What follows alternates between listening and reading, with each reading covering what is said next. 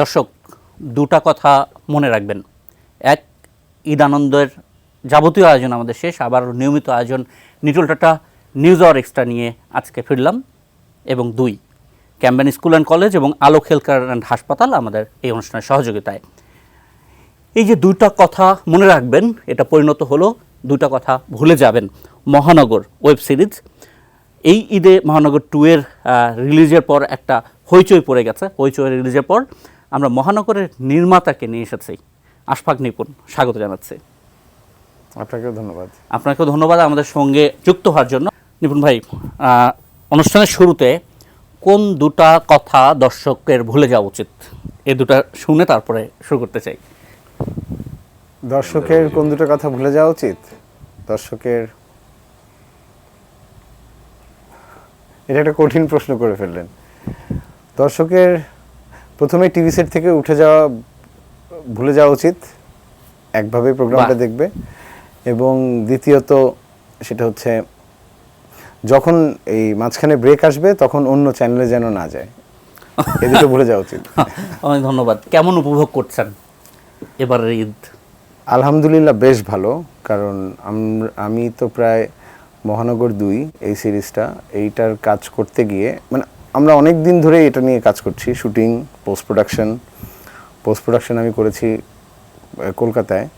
So সব কিছু শেষ করে আমি ঢাকায় ফিরলাম ঈদের আগের রাতে, একদম আগের রাতে, লাস্ট ফ্লাইটেই ফিরেছি। তো এরপর থেকে যেটা হলো যে যখন কোনো কাজ আপনি করেন তখন যে উত্তেজনাটা থাকে, কাজটা রিলিজ হয়ে যাওয়ার পর উত্তেজনাটা তখন ছেড়ে দেয়, শরীরটা তখন ছেড়ে দেয়। তো আমার অবস্থা হচ্ছিল সেরকম যে আমার শরীরটা তখন ছেড়ে দিল। থ্যাঙ্কফুলি মানুষজন, যাদের জন্যই মহানগর 2 বানিয়েছি, দর্শকদের জন্য, তারা এতটাই পছন্দ করেছেন এবং এমনভাবেই ভালোবাসার কথা জানাচ্ছেন, ভালো লাগার কথা জানাচ্ছেন, এটা আস্তে আস্তে আমাকে আরেকটু চাঙ্গা করে তুলছে এখন। আচ্ছা, এমনিতে মহানগর যখন 1 তখন তো দুর্দান্ত রিভিউ, 2 আসবে তখনই ঘোষণা দিলেন। 2 আসার পর যে রিভিউগুলো পাচ্ছেন, আপনি যদি মানে মনে করার চেষ্টা করেন, যদিও এখন আজকেও অনেক রিভিউ পেয়েছেন, কোন রিভিউটা মনে দাগ কেটেছে, কারটা নাম ধরেই বলতে পারেন?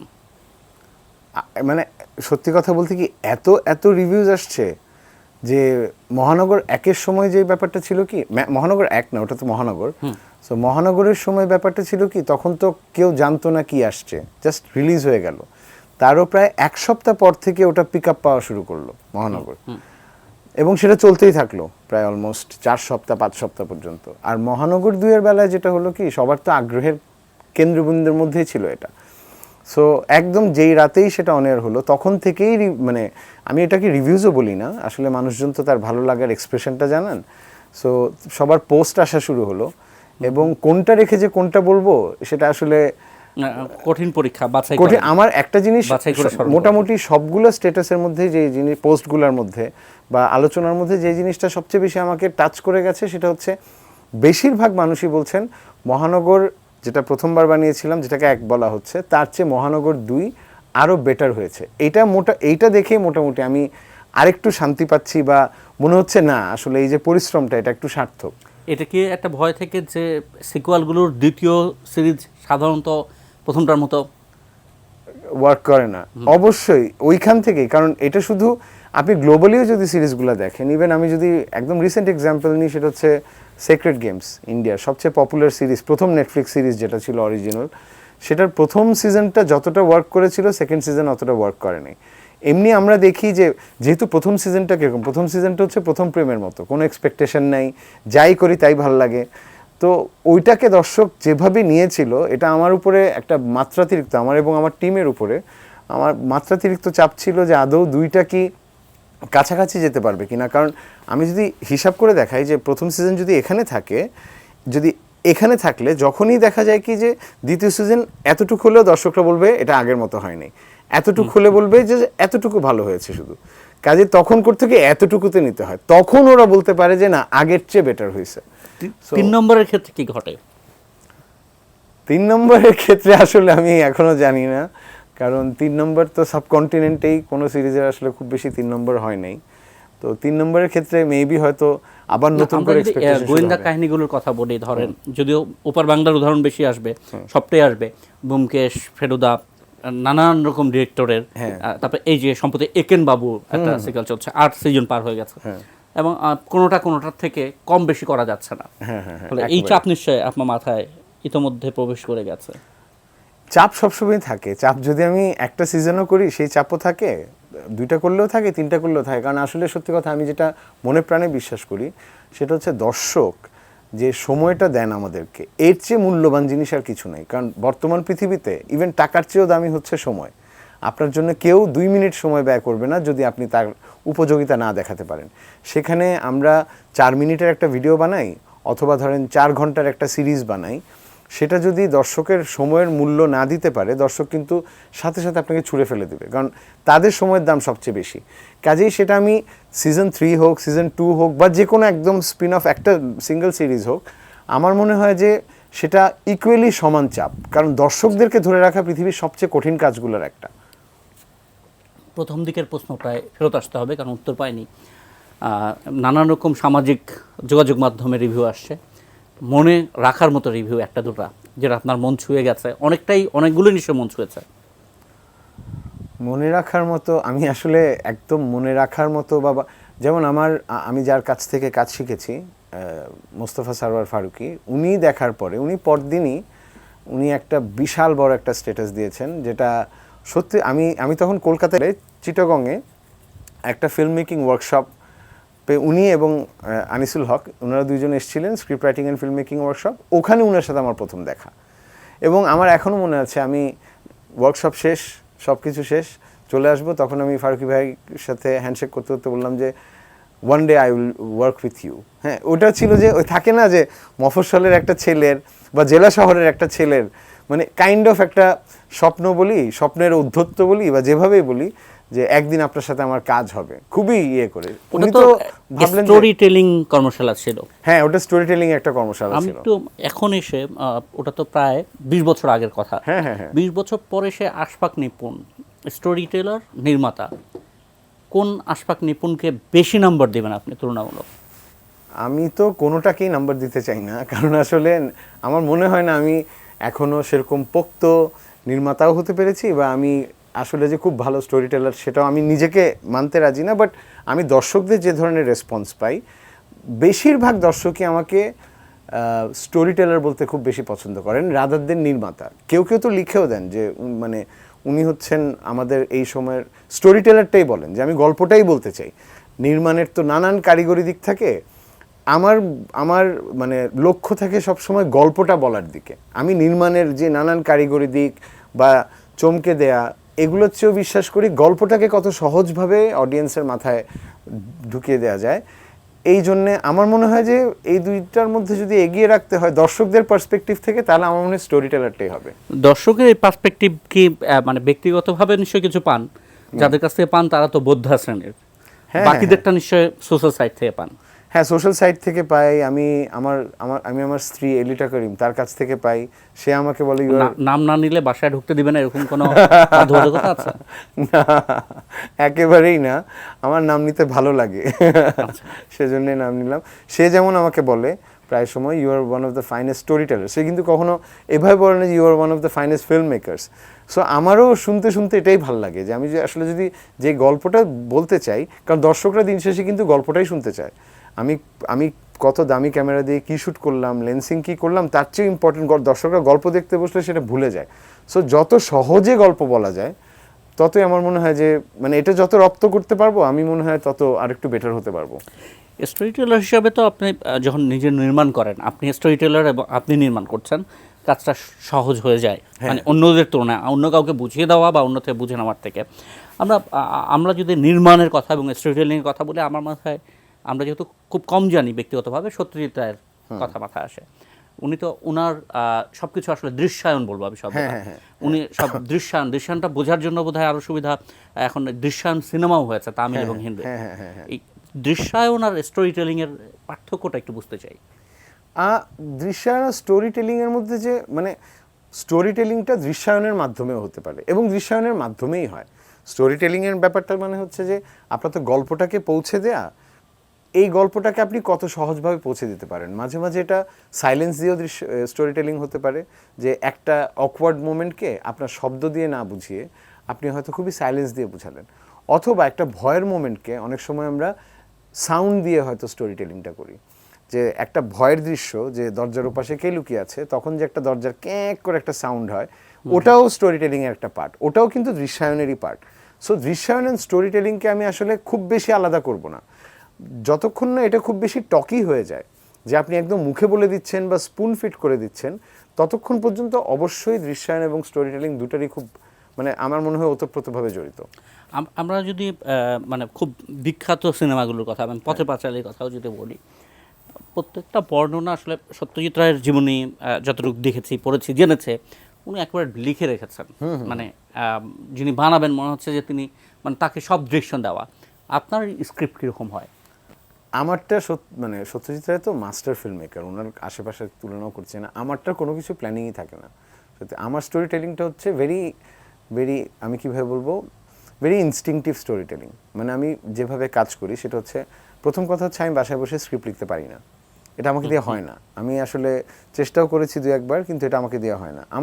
আমি স্টোরিটা নিয়ে ভাবতে থাকি, ডিসকাস করতে থাকি আমার যারা সহকারী আছে ওদের সাথে, রেগুলার এক ধরনের একটা লাইন আপে আনার চেষ্টা করি, গল্পটা কোত্থেকে শুরু হবে, মাঝখানে কোথায় যাবে, কিন্তু সেটাও খুব কনক্রিট না।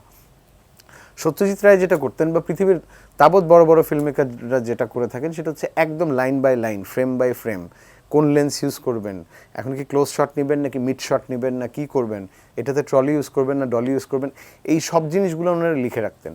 এটাতে সময়ও বাঁচে অনেক। Excuse me.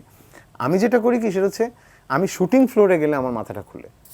এটা কি শুধু আপনার না, আপনি যেখানে আপনার গ্রুমিং, যেখানে ভাই ব্রাদার গ্রুপ, ছবিয়াল, মানে আপনারা সবাই কি এই প্যাটার্নটাই ফলো করেন? গল্পটা মাথায় রাখেন, স্পটে গিয়ে বাকিটা তৈরি না, চেষ্টা? সেটা পুরোপুরি না। ইনফ্যাক্ট এটা যেটা ছিল যে একদম স্পন্টেনিয়াস রাইটিং যেটাকে বলে, সেটা তো আমরা ডেফিনেটলি, আমাদের স্কুলিংটা তো সারোয়ার ফারুকীর কাছ থেকে আসছে, কিন্তু মোস্তফা সারোয়ার ফারুকী নিজেই এখন স্ক্রিপ্ট রেডি করে ফেলেন প্রায় 2-3 মাস আগে থেকে, সেটার কয়েকটা ড্রাফট হয়ে যায়। বা আমার ভাই ব্রাদার অন্যরা যারা আছে, আমি যাদের কথাই বলি না কেন, যারা এখন কাজ করছে, তারাও সিমিলারলি স্টোরি, স্ক্রিপ্ট, ড্রাফট এগুলো লিখে। এটা বোধহয় শুটিংয়ের সময় কম থাকে, সময়টা বাঁচানোর জন্যই এটা খুব জোরালোভাবে করেন। হ্যাঁ, শুটিংয়ের সময়টা বাঁচে, এটা সত্যি কথা। শুটিংয়ের সময় বাঁচলে আপনার খরচও বাঁচে। এখন আমার ব্যাপারটা হচ্ছে কি, আমি এটা পারি না। আমি চেষ্টা করেছিলাম, কিন্তু আমি যখনই সেটে যখন আমি ঘুরি, আমার যে কোনো শুটিং সেটে সবার আগে আমি পৌঁছাই, ইভেন প্রোডাকশন গাইজদের আগে আমি পৌঁছাই। ধরেন কল টাইম যদি 9টায় থাকে, আমি 7টার সময় চলে যাই, কারণ আমার ঘুম ভেঙে গেলে একবার, আর আমার মনে হয় যে আজকে তো শুটিং করতে হবে। আমি ওখানে গিয়ে খালি হাঁটতে থাকি, বসে থাকি, চুপচাপ থাকি, কিছুক্ষণ হাঁটি, তারপর আস্তে আস্তে আমার কাছে এই যে দরজা, দেয়াল, এই যে আসবাব, তারপর আস্তে আস্তে ক্যারেক্টারে ঢুকে, তখন আমার মাথাটা একটু একটু করে খুলতে থাকে, তখন আমি লিখতে বসি এবং লিখে তখনই আমি আর্টিস্টদেরকে দিই। রিহার্সাল করাই পুরোটা, রিহার্সাল না করা পর্যন্ত আমরা শটে যাই না। কিন্তু আমার যেটা বললাম না যে নাজিল হয়, সেটা আমার আসলে সেটেই হয়, এটা আমার বাসায় কখনো হয় না। বাসায় প্রচুর ডিসকাশন, মানে আমার অফিসে প্রচুর ডিসকাশন হয় আমার টিমের সাথে। দৃশ্যায়নটা আসলে আগে থেকে সেট হয় না, না, এটা স্টোরিটেলিংটা আপনার আগে থেকে সেট হয়ে আসে, দৃশ্যায়নটা স্পটেই। এক্স্যাক্টলি। কারণ আমি যদি অনেস্টলি বলি, আমি যেরকম একজন ফিল্ম মেকারও, আমি একই সাথে তার সাথে ফিল্মের স্টুডেন্টও। আমি যখন আমার সেটে যাই, আমি নিজেই একটু চমৎকৃত হতে চাই, সেটা হচ্ছে সেট দিয়ে। আমি যদি সব জেনেই যাই, যেমন আপনি যখন নিজের বাসায় ঢুকেন, তখন আপনি জানেন যে লাইটের সুইচটা কোন দিকে, ফ্যানের সুইচটা কোন দিকে, সো এটার মধ্যে আর কোনো চ্যালেঞ্জ নেই, কোনো এক্সাইটমেন্ট নেই। কিন্তু যখন আপনি জানবেন না, তখন আপনি খুঁজবেন, পেলেন, লাইটটা অন করলেন, যাক পাওয়া গেল, লাইটটা জ্বলছে, এখন এটাই লাইট। সো আমার শুটিংয়ের বেলাও সেম হয়। আমি যখন শুটিং ফ্লোরে যাই, তখন আমি আসলে এক্সপ্লোর করতে চাই যে আচ্ছা এখন এটা করব, আচ্ছা আমার এই দেয়ালটা ভালো লাগতেছে, তাহলে এখানে শ্যুট করি, বা এখানে ভালো লাগতেছে না, এখান থেকে চলে যাই। এই জিনিসগুলো আমি সেটেই ঠিক করি। যদিও আপনি 20 বছর বলবো না, 5 সাল থেকে 18 বছর টানা কাজ করছেন, এখনও অনেক সময় নিশ্চয় কাজ করবেন যদি আমরা ভবিষ্যৎ বলি। তারপর আমরা যদি বলি মহাকাল, আমরা অনেক সিনেমা, 40 সালে তৈরি সিনেমা, আমরা আবার সত্যজিৎ রায়ের কথা বলতে হবে, মানে বারবার দেখে এখনও তার ভুল শটটাকেও এখনও আমাদের মনে হয় যে খুবই ভালো, খুবই ভালো, দুর্দান্ত, এটা ছাড়া উপায় ছিল না। মানে মহাকালের বিচারে টিকে যাওয়া, এই যে দৃশ্যায়নটা আগে চিন্তা না করা, এতে কি মহাকালের বিচারে টিকে থাকার লড়াইয়ে একটু পিছিয়ে আপনাকে পড়বে ব্যাকফুটে রাখবে কিনা? সত্যি কথা, মহাকালের বিচার যদি আমি মহাকাল, না, আমি তো মহাকাল যাব না, ধরেন 20 বছর পরে 10 বছর পরে মহানগর কেউ দেখবে কিনা? আপনার কি 10 মনে হয়? বছর পরে মহানগর কেউ দেখবে কিনা এটা তো আসলে 10 বছর পরেই বলা যাবে, এখন তো বলা যাবে না। কিন্তু আমার জন্য যেটা হয় কি, যে মেবি যেটা হয় যে আপনি খুব প্ল্যান করে যখন এগোচ্ছেন, সবসময় যে সেটা ওয়ার্ক করবে তাও না, আবার অনেক সময় আনপ্ল্যান জিনিসও খুব সুন্দর আকারে বেরোতে পারে। আমার জন্য ব্যাপারটা হচ্ছে এক্সপ্লোর করা। আমি এক্সপ্লোর করতে চাই, আমি এক্সপ্লোর করতে পছন্দ করি। একদম নিট অ্যান্ড ক্লিন, সব কিছু পারফেক্ট, সব কিছু ঠিকঠাক মেপে করা। তখন আমার মনে হয় যে আমার আসলে করার খুব বেশি কিছু নাই। আমি ওই যে বলেন, আমি যেটা বললাম যে আমি একই সাথে ফিল্ম মেকার এবং একই সাথে ফিল্মের স্টুডেন্টও। আমি একটা সেটে গিয়ে তখন আমি বুঝতে চাই মেজাজটা কেমন কেমন হয়। সো মহাকাল না, আমি আসলে প্রতিটা দিনটা পার করতে চাই যে আজকের দিনটা শ্যুট করে কেমন গেল, আমি কি নতুন কিছু এক্সপ্লোর করতে পারলাম। সেম লোকেশনে আমি যদি পরপর দুটো কাজ করি, তাহলে আমার এটার থেকে এটা আসলে ডিফারেন্ট কিভাবে হলো, এই এক্সপ্লোরেশনটা না আমাকে খুব এক্সাইট করে। কিন্তু কাজে তো ভুল থেকে যাবে, অবশ্যই ভুল থাকবে, এবং আমি সেটা অস্বীকারও মানে করি না। সেই অসঙ্গতি যদি খুব দ্রুতই দর্শকের চোখে ধরা পড়ে, নির্মাতার কেমন লাগে? অসঙ্গতি তো বা ভুল থাকবে, যদি ধরা পড়ে দর্শকের চোখে খুব দ্রুতই? হ্যাঁ অসঙ্গতি অবশ্যই থাকবে, ভুল তো থাকবেই, এবং ভুল দর্শকের চোখে সবার আগে ভুল ধরা পড়ে। আচ্ছা, আমি আহমেদ রাজু সাংবাদিক, তার একটি ফেসবুক পোস্ট অনেক বড়, আমি কিছু অংশ, স্ক্রিপ্টে অনেক অসঙ্গতি আছে। একজন ওসিকে কোনো সিক্রেট এজেন্সি থানার সামনে থেকে তুলে নিতে পারে, তাও ডিপার্টমেন্টের পারমিশন ছাড়াই। এটা কখনো বাংলাদেশে হয়েছে? ওসি তুলে নেওয়ার যে বর্ণনা দিয়েছেন এটা অপ্রাসঙ্গিক। গোয়েন্দা কর্মকর্তা বাবর কথায় কথায় ধাঁধা বলেন এটা জিজ্ঞাসাবাদের সিস্টেম। স্ক্রিপ্ট রাইটার জিজ্ঞাসাবাদের সিস্টেমটাই জানেন না। ক্রাইম রিপোর্টারের চরিত্রটা আবুল মফিজ ও ছ্যাবলা মার্কা। আমাদের ক্রাইম রিপোর্টাররা অনেক স্মার্ট, ক্রাইম রিপোর্টিং কীভাবে হয় সে সম্পর্কেও স্ক্রিপ্ট রাইটারের ধারণা নেই। ক্রাইম রিপোর্টার কামরুজ্জামান কামু থানা থেকে চলে না গেলে তাকে লকআপে ঢুকে দেওয়ার হুমকি দিচ্ছেন ওসি। রাজধানী ঢাকার কোনো ওসি কখনো এমন হুমকি দিয়েছেন বলে আমার জানা নেই, এটি অতিরঞ্জিত। যদি এখানে তারও একটু ভুল আছে। আচ্ছা, এতটুকুই পড়লাম। হ্যাঁ, এখন ব্যাপারটা হচ্ছে কি যে রাজু ভাই যে কথাটা বললেন সেটা হচ্ছেন অ্যাকচুয়ালি বাস্তবে যেটা হয়, যে ধরেন কোনো হয়তো ক্রাইম রিপোর্টারকে হয়তো কোনো ওসি এভাবে বলতে পারেন না, অথবা কোনো অন্য ডিপার্টমেন্টের কেউ, অলরেডি একজন পুলিশের ওসি। আমার গল্পটা কিন্তু বাস্তবিক গল্প আমি কখনো বলি নাই, প্রথম থেকে বলা আছে এটা হচ্ছে সকল চরিত্র কাল্পনিক, সকল ঘটনা কাল্পনিক। আমার কাজ হচ্ছে যেই ঘটনাটা ঘটছে সেটাকে আমার ভার্সনটা দেয়া, যে আমি যেভাবে করি। যেমন আমি একটা ছোট এক্সাম্পল দিই, রাজু ভাইয়ের যেটা তার আলোকেই বলি। বাংলাদেশের বাস্তবতায় কোনো কর্মকর্তাকে হয়তো ইন ইউনিফর্মে হয়তো জিজ্ঞাসাবাদ হয়তো করা হয় না যদি কাউকে নেওয়া হয়, কিন্তু আমরা এখানে দেখেছি। কারণ এটা এমন না যে গল্পটা বাস্তব, এটা তো কল্পনাপ্রসূত একটা গল্প। একটা গল্পকে যতটা দর্শকদের সাথে কানেক্ট করার জন্যে যেই সাসপেন্স টুইস্টগুলো ক্রিয়েট করতে হয়, সেই লিবার্টিটা ফিল্ম মেকার সবসময় নেন। এটা হচ্ছে আমার ফিল্ম মেকিং লিবার্টি। আমি কখনো বলি নাই বা কোথাও বলি নাই যে এটা একদমই বাস্তবের প্রতিচ্ছবি, কারণ এটা তো ডকুমেন্টারি না, বা ইভেন এটা ডকুড্রামাও না, এটা একদম পুরোপুরি ফিকশনাল ক্যারেক্টার। এখানে সাংবাদিক যেভাবে কথা বলছেন সেটা আসলে ঢাকা শহর বলি বা বাংলাদেশের সাংবাদিক এভাবে কথা বলেন তাও না, বা ধরেন এখানে ওসি হারুন যেভাবে কথা, বা ইভেন বাবর, দিন মোহাম্মদ বাবর, একটা ধাঁধা ধরি, কেউ এভাবে কথা বলেন কিনা সেটাও কিন্তু না। বা আমি আরও সহজ করে দিই আপনার জন্য, বাংলাদেশের কোনো ক্যারেক্টার বা ওসি বা আমি বাস্তবের কেউ দুটো কথা মনে রাখবেন এই ডায়লগটাও দেয় কিনা, সেটা তো হচ্ছে আমার আসলে আমি আমার মতো করে লিখেছি। কেউ কখনো কিন্তু এভাবে কথায় কথায় এই কথাগুলো বলে না। কোথা থেকে এসেছে আপনার মাথায়? এটা একেবারেই আমার বললাম না, আমার কল্পনাপ্রসূত, যে একজন এরকম, আমি যদি এরকম একটা ওসি ক্যারেক্টারকে রাখি যে ব্ল্যাকও না হোয়াইটও না, মাঝামাঝি গ্রে শেডেড, এবং সে যেই কথাটাই বলতে চায়, দুইটা কথার একটা কথা দিয়ে সে একটা মিনিং বোঝায়, আরেকটা কথা দিয়ে সে আরেকটা মিনিং বোঝায়, সেটা দিয়ে আসলে জাজ করে।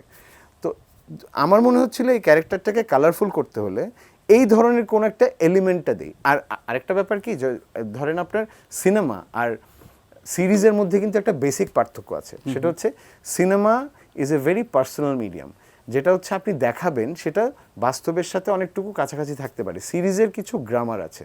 সিরিজের গ্রামার কি, সিরিজের মধ্যে 5 লাইন থাকতে হয়, সিরিজের প্রত্যেকটা এপিসোডের শেষে একটা হুক থাকতে হয়, সিজনের শেষে একটা হুক থাকতে হয় পরের সিজনে যাওয়ার জন্য। সো এই নানান ধরনের গ্রামার ফলো করে দর্শককে আকৃষ্ট করার জন্য সিনেমার সবচেয়ে বড় সুবিধা হচ্ছে কোনটা, সেটা হচ্ছে আপনি যখন যে মোমেন্টে হলে ঢুকে যাচ্ছেন 2 ঘন্টার জন্য লাইট সাউন্ড অফ, তখন আপনি একটা জার্নিতে চলে গেলেন, ওই জার্নিতে সাইলেন্সও চলবে। আর সিরিজ যখন দেখছেন তখন আপনার সামনে মোবাইল, নোটিফিকেশন আসতে থাকবে, কল আসতে থাকবে, অথবা টিভিতে দেখলে কেউ আসলো। সো দর্শককে যতক্ষণ পর্যন্ত স্ক্রিনের সামনে বসিয়ে রাখা যায় তার জন্য যত রকম টুল ইউজ করা দরকার আমরা করি। এর মধ্যে একটা ইম্পর্টেন্ট হচ্ছে ডায়ালগ। দর্শক যেন ডায়ালগটা শুনে মজা পায়। এই ডায়লগটা পাঞ্চ লাইন যেটা, দুটা কথা মনে রাখবেন, সেটাকে পাল্টে দিলেন, পাল্টে দেওয়ার কনসেপ্টটার ব্যাকগ্রাউন্ড জানতে চাই। এই যে বললাম আমার তো আমরা কি একটু দেখে নিব মোশাররফ করিমকে? হ্যাঁ শিওর প্লিজ।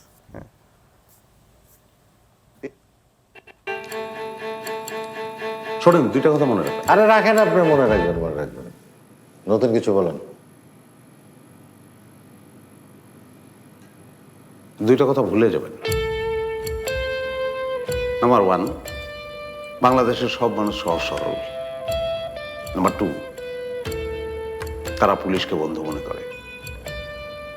পাবলিকের ধর্মই হইতেছে সব ব্যাপারে অভিযোগ করা। আপনি 99টা কাজ ঠিকঠাক করলেন, একটা করতে পারলেন না, আপনি খারাপ। কোথা থেকে আসলো? আমাদের অবস্থা আসলে এটা আসলে আমার যে চরিত্র ওসি হারুন, তাকে আসলে খুব ভালো ডেসক্রাইব করে। যেহেতু আমি সিজন যেটা 1-এ ছিল আমরা দেখেছি যে তার উপস্থিত বুদ্ধি হচ্ছে অসম্ভব প্রখর। সে যে কোনো পরিস্থিতিতে যেভাবে অ্যাক্ট করলে তার জন্য সুবিধা, সে সেই কাজটাই করে। সে এমন একটা জায়গায় আটকে আছে যে জায়গাটা কি সেটা জানে না, কিন্তু তার মানেই না। আপনি এই গেটওয়েটা খুঁজে পেলেন কিভাবে? মানে দুটো কথা ভুলে যাবেন। হ্যাঁ, এটার দুটো কথা ভুলে যাবেন। এটাও হচ্ছে চিন্তা করতে করতে, যে ধরেন দুটো কথা মনে রাখবেন। যখন সিজন 1 হলো তখন দুটো কথা মনে রাখবেন মোটামুটি বলতে গেলে একটা স্লোগানের মতোই হয়ে গেছিল। সবাই দুটো কথা মনে রাখবেন। ইভেন আমরা দেখলাম কি ঢাকা শহরের অনেক বাণিজ্যিক আউটলেটও এভাবে করা শুরু করলো। পিৎজার দোকান, দুটো কথা মনে রাখবেন, আমাদের পিৎজা এটা এরকম। সো এবং দর্শকদের রিয়াকশন পেতাম যে দুটো কথা মনে রাখবেন নিপুণ সাহেব, মহানগর 2 আনতে হবে, মহানগর 2 আনতে হবে। তখন আমার মনে হলো যে আমি যদি আবার সেম জিনিসটাই রিপিট করি তাহলে দর্শকরা নতুন কিছু পাবে না। সো দর্শকদেরকে একেবারেই বিপরীতধর্মী কিছু একটা দিতে হবে যেটাতে তারা চমকে যাবে যে আচ্ছা এটা কি হলো। আরেকটা পাঁচ লাইন তৈরির চেষ্টা করেছেন বাবুর সাহেবের কণ্ঠে। এটা এখন এসে কি মনে হচ্ছে যে পাঁচ লাইনটা অতটা প্রতিষ্ঠিত হলো না বোধহয়? ধাঁধা ধরার একটা ধাঁধা ধরি না, পাঁচ লাইন তো আমরা আসলে দিয়ে রাখি ক্যারেক্টারের জন্য। এটা প্রতিষ্ঠিত হবে কি না হবে তার চেয়ে ইম্পর্টেন্ট হচ্ছে ওই ক্যারেক্টারটার নেচারে কোন ডায়ালগটা কিভাবে দিবে। পাঁচ লাইন জনপ্রিয় হয়ে যায় তার নিজের গুণে, মানে এটা আসলে কেউ প্ল্যান করে না। আমরা একটু বাবু ভাইয়ের কণ্ঠে হ্যাঁ শিওর দেখে আসি। আমাকে কি আটক করা হয়েছে? যদি তাই হয় তাহলে কোন কোন ধারায়? আপনাকে একটা ধাঁধা ধরি, উত্তর দেন। ডানেও নাই আমি, বামেও নাই, ভয় লাগে কখন নিচে পড়ে যাই। বলেন তো কি? মানে কি সে দিতে চেয়েছেন এটা দিয়ে? কোনটা? এই যে ধাঁধা ধরি, হ্যাঁ মানে ক্যারেক্টারটাকে কি হিসাবে দেখাতে চেয়েছেন? ক্যারেক্টারটাকে দেখাতে, এই যে আমি বললাম না, এই যে রাজু ভাই যে কথাটা বললেন যে বাস্তব এবং ফিকশন, এটা আরও বেশি ক্ল্যারিফাই করে যে আমরা যখন কোনো কন্টেন্ট বানাই, বিকজ এটা তো আসলে বাস্তবিক ঘটনা না, প্রথমেই ডিসক্লেমার দেওয়া থাকে যেটা আসলে ফিকশনকে ড্রামাটাইজ করার জন্য আপনার অনেক ধরনের ইকুইপমেন্ট ইউজ করা লাগে, তার মধ্যে একটা হচ্ছে ডায়ালগ। এখন আমরা যেটা দেখলাম বাবর সে যেভাবে ইন্টারোগেট করে সেখান থেকে আবার ইমিডিয়েটলি সে এক ধরনের একটা রিলিজ দেয়, এটা হচ্ছে তার ইন্টারোগেশনের একটা প্রক্রিয়া। সেই কারণেই সে করে কি একটা ধাঁধাধরি যখন বলে। আচ্ছা, আপনাকে আমরা একটু রিলিজ দিতে চাই। ওকে। তার মানে হচ্ছে দর্শক আমরা একটা বিরতি নিতে চাই। News Tata news hour extra দেখছেন, সহযোগিতা ক্যাম্পেইন স্কুল অ্যান্ড কলেজ এবং আলোক হেলথ কেয়ার অ্যান্ড হাসপাতাল। সঙ্গে থাকেন। ফিরছি এই প্রশ্ন নিয়ে, মহানগর 3-তে কি হচ্ছে।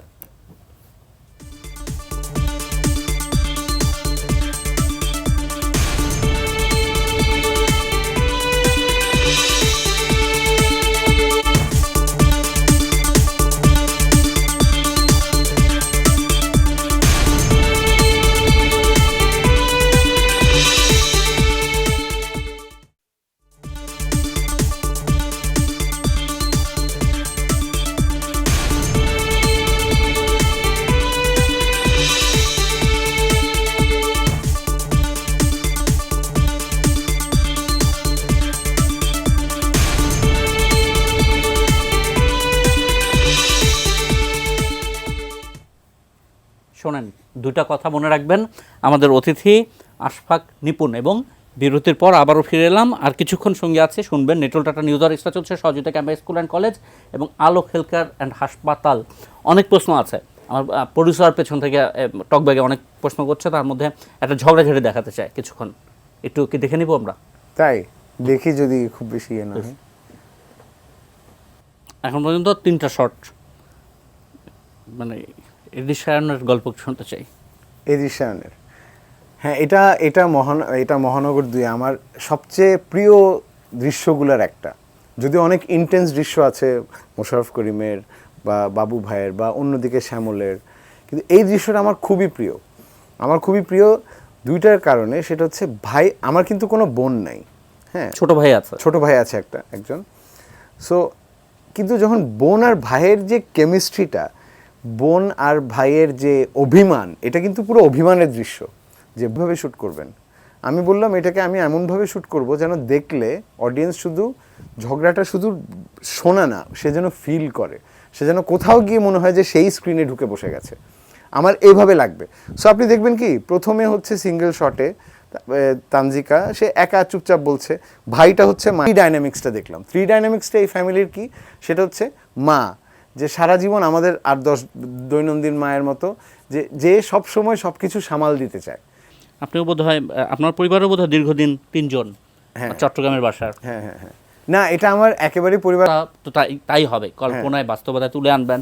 আপনার মহানগর 1 বলে বা শুধু মহানগর 2, বাস্তবতার অনেক ছড়াছড়ি, অনেক বাস্তব গল্প।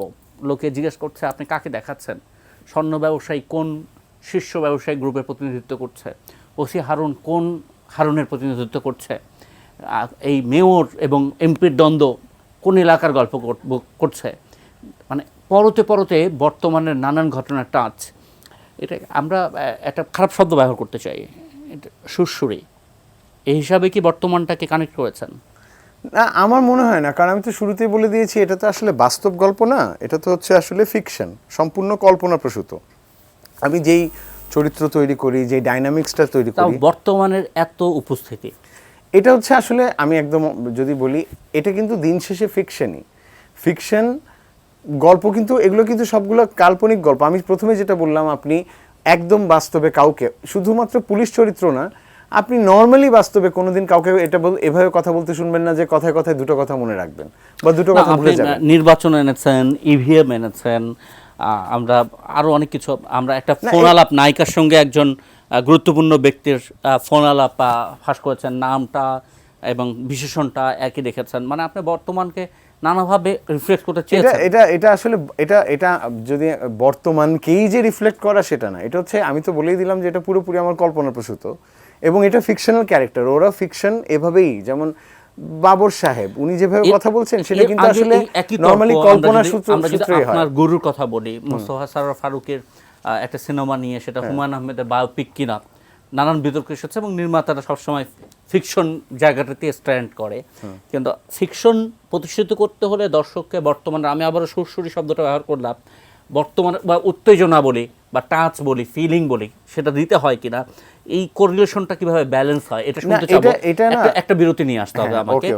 দর্শক, আপনারা নিটল টাটা নিউজ আর এক্সট্রা দেখছেন সহযোগিতা ক্যাম্পাস স্কুল অ্যান্ড কলেজ এবং আলোক হেলথ কেয়ার অ্যান্ড হাসপাতাল। আর একটা বিরতি নিয়ে ফিরছি, সঙ্গে থাকুন।